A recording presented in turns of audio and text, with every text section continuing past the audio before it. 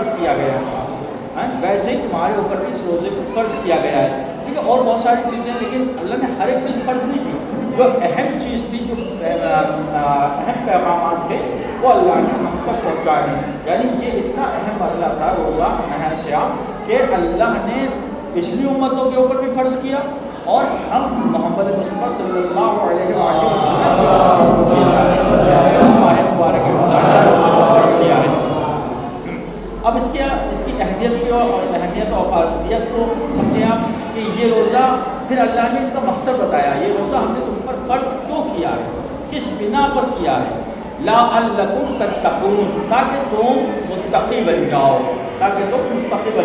تو معلوم یہ چلا کہ یہ روزہ جو ماہ مبارک رمضان میں ہمارے اوپر واجب کیا گیا ہے, وہ اس لیے نہیں کیا گیا کہ ہمیں بس ایک کھانے پینے کی چھوٹ مل جائے اور یا کھانے پینے سے روک دیا جائے. نہیں, اس لیے نہیں, اس لیے وہ فرض کیا گیا, اس لیے واجب کیا گیا ہے کہ اس میں ہم متقی بن جائیں. ہمیں احساس ہو کہ بھوک کیا ہوتی ہے, ہمیں احساس ہو کہ پیاس کیا ہوتی ہے. آپ نے دیکھا ہوگا کہ جب کوئی جانور نجاست کھانے لگتا ہے, مثلا مرغی ہے وہ نجاست کھانے لگے تو اس کو پاک کیا جاتا ہے, اس کا تزکیہ کیا جاتا ہے. تزکیہ کیسے کیا جاتا ہے کہ اس کو ایک ایسے پنجرے میں رکھ دیا جاتا ہے ایک دن کے لیے کہ جہاں پہ وہ نجاست نہ کھا سکے. تو یہ اس کا تزکیہ ہے, 1 دن 2 دن یا 3 دن ایسے اس کا ہر ایک جانور کا ایک تزکیہ ہے. ویسے ہی ہم انسانوں کا بھی ہمارے گناہوں میں اس قدر مبتلا ہو چکی ہے, اس قدر غرق ہو چکی ہے کہ ہماری روح کا بھی ایک تزکیہ ہونا چاہیے, روح کو پاک ہونا چاہیے.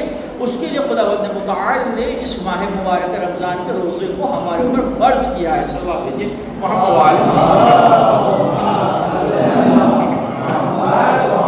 اور یہ ماہ مبارک رمضان, اور دیکھیں یہ روزہ ایک ایسا عمل ہے, اتنا بہترین عمل ہے کہ جس میں ذرہ برابر ریاکاری نہیں ہے.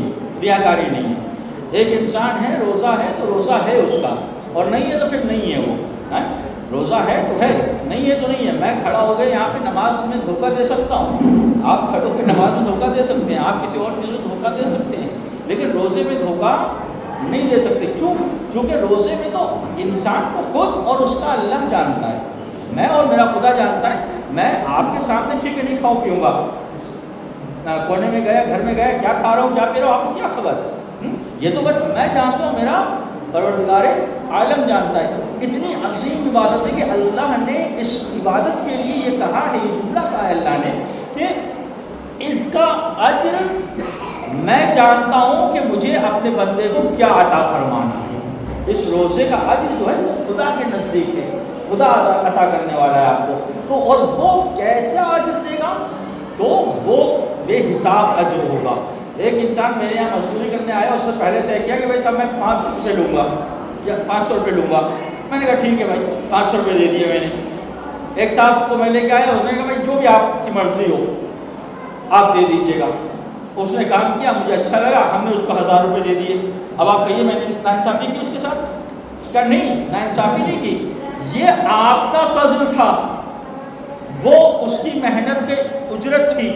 آپ نے غور کیا, اس نے جو 500 روپے طے کیا اس نے بھی وہی 12 گھنٹے کام کیا, اس نے بھی 12 گھنٹے کام کیا. یہ 1000 روپے لے کے جا رہا ہے, یہ 500 روپے لے کے جا رہا ہے. کیوں؟ اس لیے کہ اس نے طے کر کے ہی آیا تھا.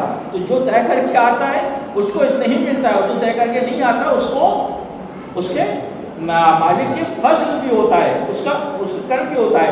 تو یہاں کے اوپر اجر, یہ روزے کا اجر نہیں بتایا خدا نے, اجر کی جگہ پہ یہ کہا کہ یہ میں جانتا ہوں کہ اس کا اجر میرے نزدیک کیا ہے. صلی اللہ علیہ محمد وعلی محمد کے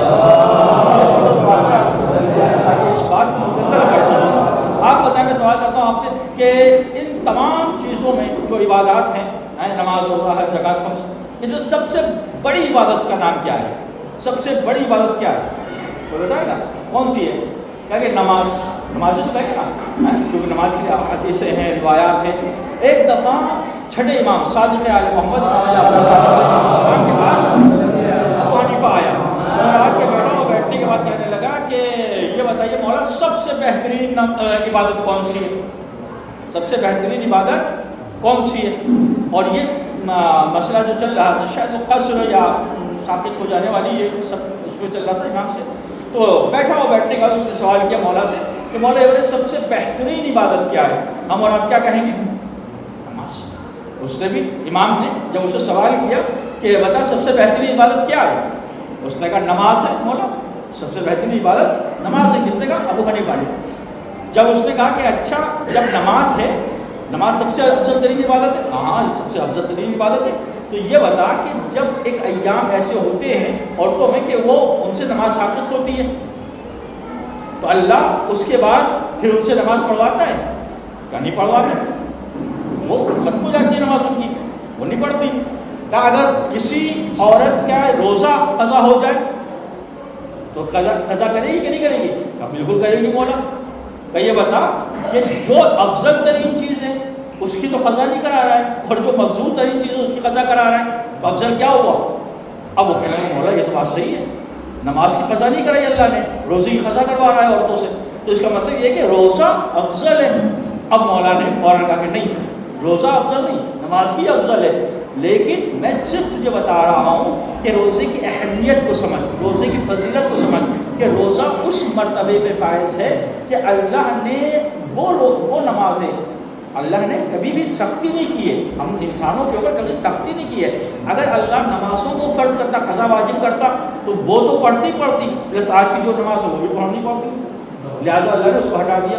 روزہ یہ سال میں 1 مہینے کے لیے واجب ہوتا ہے، لہٰذا اس کی قضا جو ہے وہ امام نے کہا کہ اس کی قضا خداوند نے اتار دیں اور دونوں پر واجب رکھی ہے۔ صلی اللہ علیہ محمد وعلی محمد۔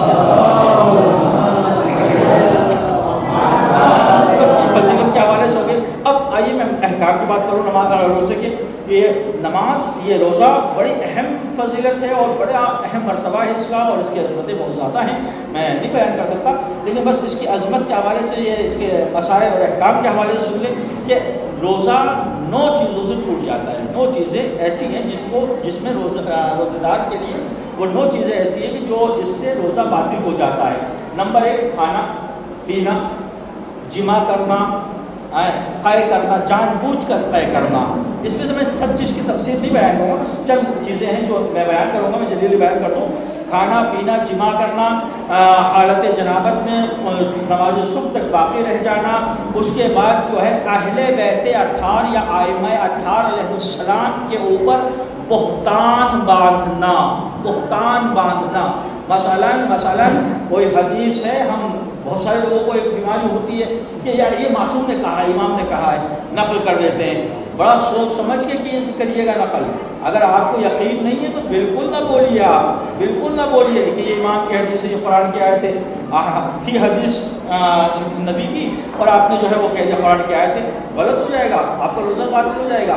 لہٰذا یہ بہتان باندھے، غلط چیزیں مروی کر دینا، روایت کر دینا کہ وہ ان سے امام کی طرف منسوخ کر دینا، یہ اس سے بھی روزہ ٹوٹ جاتا ہے۔ جمع کرنا، یہ سارے احکامات ہیں جس سے روزہ باطل ہوتا ہے۔ اب اس میں سے 1-2 باتیں میں عرض کروں۔ قے کرنا، یہ اکثر و بیشتر ہوتا ہے ہمارے یہاں کہ قے کا مطلب یہ ہے کہ اگر ہم جان بوجھ کر قے کر رہے ہیں، الٹی کر رہے ہیں، تو ہمارا روزہ باطل ہوگا۔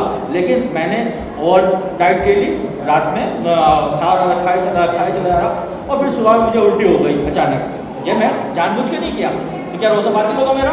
نہیں ہوگا۔ جان بوجھ کر میں الٹی کروں، حلق میں انگلی ڈال کے یا کوئی ایسی حرکت کر کے کہ مجھے الٹی ہو جائے، تو ایسی صورت میں میرا روزہ باطل ہو جائے گا۔ لیکن اگر بے اختیاری طور پہ ہوا ہے، جان بوجھ کے نہیں ہوا ہے، اچانک ہو گئی ہے، تو ایسی صورت میں میرا روزہ باطل نہیں ہوگا۔ اچھا، دوسرا معاملہ یہاں پہ بہت سارے مسائل اٹھتے ہیں کہ کیا حالت روزہ میں خون دیا جا سکتا ہے؟ مطلب کوئی بلڈ چیک کرانا ہے مجھے، یا کوئی آنکھوں میں دوا ڈلوانی ہے، یا کچھ بھی ایسا کوئی بھی چیز کر سکتے ہیں؟ ہاں بے شک کر سکتے ہیں آپ، لیکن ہاں یہ بات کا خیال ہے کہ جیسے ناک میں اگر کوئی چیز ڈالتے ہیں تو اس کا اثر حلق پہ ہوتا ہے، تو حلق تک وہ چیز نہ پہنچے۔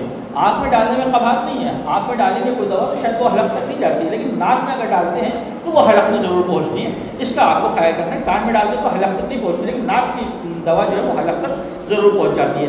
بہرحال میں واجبات کو بتاؤں کہ جس سے وضو ٹوٹ جاتا ہے، تو ایک بالکل لگا سکتے ہیں، بالکل لگا سکتے ہیں۔ تو ایک چیز یہ آتی ہے کہ اس کے اندر ایک سب سے اہم مرحلہ جو میں نے کل بھی بیان کیا تھا کہ نیت، میں نے نیت کی تھی 30 دن روزے رکھنے کی، اور آج جو ہے میرا روزہ ہے، ٹھیک ہے، میں روزہ رکھنا چاہتا ہوں کل، میں رات میں سویا 12 بجے، 2 بجے میری آنکھ کھلی، میں نے دیکھا میں تو نجس ہو گیا، میں تو کیا ہو گیا، بچے میرے جوان بہت غور سے سننا، تمہارے کام کی چیز ہے یہ، کیا ہوا، میں نجس ہو گیا، 2 بجے اٹھا میں نے دیکھا میں نجس ہو چکا ہوں، اچھا نیٹ فائل ہو گیا، اب ایسی صورت میں اب میں کیا کروں گا، میں نے کہا یار ابھی 2 بجے ہے، ابھی 5 بجے تک کا ٹائم ہے نا، ابھی اٹھوں گا اور غسل کر لوں گا، پھر سویا تھا چادر تان کے، اب جو سویا تو میری آنکھ کھلی 7 بجے صبح میں 7 بجے یا 6 بجے، جب سحر کا وقت بالکل ختم ہو چکا تھا، ٹھیک ہے، اب میری آنکھ کھلی، اب ایسی صورت میں میرا کیا روزہ یہ رہے گا؟ نہیں رہے گا، روزہ میرا اب نہیں رہے گا، یعنی آپ نے جان بوجھ کر، آپ کی آنکھ کھلی تھی، آپ نے جان بوجھ کر غفلت برتی ہے اور آپ نے جان بوجھ کر غسل نہیں کیا ہے، ٹھیک ہے، تو آپ اس دن کا روزہ نہیں رکھیں گے، آپ اس کی قضا بھی کریں گے اور کفارہ بھی دیں گے۔ ایک مرحلہ یہ سمجھ میں آ گیا۔ اب دوسرا مسئلہ میں بتاتا ہوں۔ دوسرا مسئلہ یہ ہے کہ میں رات میں سویا، یہ جنابت والے لڑکے، یعنی اگر مجنب ہو جائیں، یا وہ عورت کے جو اپنے ایام میں ہے اور وہ اس میں پاک ہو جائے، یہ دونوں صورتیں دونوں کے لیے آتا ہے۔ اگر وہ اس وقت پاک ہو جاتی ہے تو اس کے لیے لازم ہے کہ رات میں غسل کر کے فوراً دوسرے دن کا روزہ رکھے، اگر اس نے نہیں رکھا ہے تو وہ غسل آزادی کرے گی اس روزے کی، اور کفارہ بھی نہیں، اگر نہیں کیا ہے تو یہ دونوں اس کے لیے حکم، اس کو بعد تفصیل سے سمجھ لیجیے گا۔ ایک مرحلہ ہے کہ میں مجنب ہو گیا رات میں 12 بجے، ٹھیک ہے، میری آنکھیں نہیں کھلی، میں رات میں بالکل اٹھا ہی نہیں، رات میں 12 بجے میں مجنب ہوا، نائٹ فال ہوا مجھے، میری آنکھ کھلی ڈائریکٹ صبح کے 8 بجے ڈائریکٹ، اوہ یہ کیا، یہ تو میں نے نہیں سیکھا، اب میں کیا کروں؟ یہ بھی نہیں معلوم مجھے کہ ہوا کب ہے یہ مسئلہ، یہ بھی مجھے خبر نہیں ہے کہ یہ ہوا کب ہے، میں کیا کروں گا؟ میں یقین کروں گا کہ یہ نماز صبح کے بعد ہوا ہے، ہمارا یہ جو بھی مسئلہ ہے یہ نماز صبح کے بعد ہوا ہے، میں اس دن کا روزہ رکھ لوں گا۔ واضح ہے دونوں مسئلے واضح ہیں بیٹا۔ ایک تو یہ ہے کہ ہم اٹھنے کے بعد پھر اپنی غفلت برتتے ہوئے ہم سو گئے، ہم نے غسل نہیں کیا، ہمیں معلوم تھا ہم نے جو سو چکے ہیں اور ہم نے غسل نہیں کیا اور ہم سو گئے، ایسی صورت میں آپ کے اوپر قضا بھی ہے اور کفارہ بھی ہے، دونوں واجب ہیں۔ لیکن آپ ایسا سوئے کہ آپ کو خبر ہی نہیں، آپ ڈائریکٹ صبح اٹھ رہے ہیں 8 بجے 9 بجے، تو ایسی صورت میں آپ کیا کریں گے؟ روزہ رکھیں گے اس یقین کے ساتھ کہ میرا جو بھی یہ معاملہ ہے یہ میرا نماز کے بعد کا ہے، نماز کے بعد میں مجنب ہوا ہوں، نجس ہوا ہوں، بس مطلب اتنا۔ میری آنکھیں نہیں کھلی، اگر رات میں بھی ہوا ہے تو کوئی مسئلہ نہیں ہے، میری آنکھیں نہیں کھلی اور مجھے پتہ ہی نہیں ہے، تو ایسی صورت میں اس دن کا روزہ رکھ لوں گا۔ واضح ہے؟ اچھا، یہ 2 چیزیں ہو گئی، اور کوئی اور مسئلہ اس میں کچھ آپ کو یاد آ رہا کچھ پوچھ لیں؟ برش وغیرہ سب کر سکتے ہیں، بشرطے کہ آپ کا وہ برش پیسٹ یا جو بھی ہے اس کا عرق جو حلق تک نہیں جانا چاہیے۔ اگر آپ میری عادت ہے میں بغیر برش کے آفس میں نہیں جاتا، مجھے میرے منہ سے باس آتی ہے، بدبو آتی ہے، تو ایسی صورت میں یا میری ایک عادت بنی ہوئی ہے برش کرنے کی، صبح اٹھ مجھے برش کرنا ہے ورنہ میں فریش نہیں رہ پاتا ہوں، ایسی صورت میں میں برش کر سکتا ہوں، لیکن یہ اس بات کا خیال رہے آپ کو کہ آپ کا وہ لکوڈ، وہ عرق، وہ چیزیں، وہ کولگیٹ، وہ جو بھی چیز کر رہے ہیں وہ آپ کے حلق تک نہ پہنچے، منہ کے اندر ہے، تھوک دیجیے آپ، مسئلہ نہیں ہے، کوئی وہ نہیں ہے اپنا، ٹھیک ہے۔ اور کچھ مسئلہ کسی کو، لیکن اگر وہ حلق گیا تو آپ کے اوپر قضا بھی ہوگی اور کفارہ بھی واجب ہو جائے گا آپ کے اوپر۔ واضح ہے؟ کسی اور کوئی مسئلہ ہے؟ وصلی اللہ، کھٹی ڈگر کوئی مسئلہ نہیں، اس کا کوئی وہ نہیں ہے،